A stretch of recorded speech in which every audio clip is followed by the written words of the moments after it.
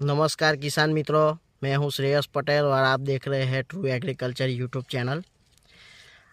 किसान मित्रों, आज हम दूसरी बार पोंगा बर्नी कर रहे हैं जिससे अच्छा गैपिंग मिले और पौधों का विकास अच्छे से हो। उसके लिए हमने लिया था 400 ग्राम 20-20-20, 400 ग्राम 11-52 और 250 ml लिक्विड जिंक 39% वाला और दूसरा लिया है हमने माइक्रो न्यूट्रिएंट्स 250 ग्राम और मैग्नीशियम सल्फेट 2 kg और पोलन एग्रो एंड मिनरल्स का ग्रोथ प्रमोटर आता है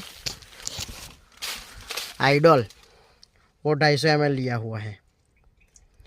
वो सबका मिक्सचर करके बैरल में बनाया हुआ है और प्रति पौधा 200 ml हम उसके पोंगे में दे रहे हैं।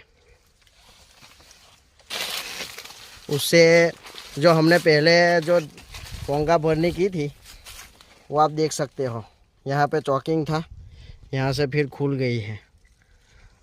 जब भी चॉकिंग होता है तभी ये पत्ता और ये सब एक ही लाइन में निकलते हैं और पोंगा भरने के बाद चॉकिंग खुलता है तो केल अपनी चारों तरफ से घुमा के पत्ते देती है। तो किसान भाई, आपका भी केल चॉकिंग हुई हो तो ये शेड्यूल फॉलो कीजिए, खुल जाएगी। और जो पत्तों के बीच में जो गैपिंग है वो अच्छे से निकल के आएगा। जो पत्तों के बीच में जो गैपिंग है वो निकल के आएगा, तभी जो बंच आएगा अपना उसमें गैपिंग आएगा।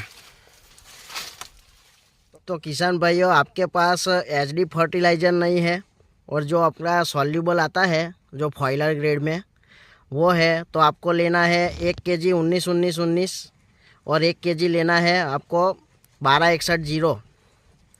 और हमने ये हैरिस कंपनी का माइक्रो न्यूट्रिएंट्स लिया है और ये पोलन का आइडल लिया है और ये जिंक लिया है लिक्विड 39.5% वाला जिंक ऑक्साइड, वो 250 ml, माइक्रो न्यूट्रिएंट्स 250 ग्राम, आइडल 250 ml और ये 11-52 आता है एचडी में हैरिस का और ये 20-20-20 आता है एचडी में।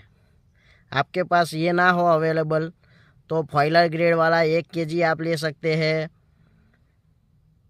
12-61 और 19-19-19 1 kg और 2 kg मैग्नीशियम सल्फेट डालना है। तो किसान भाइयों, आपको मेरा वीडियो पसंद आया हो तो वीडियो को शेयर कीजिए, चैनल को सब्सक्राइब कीजिए।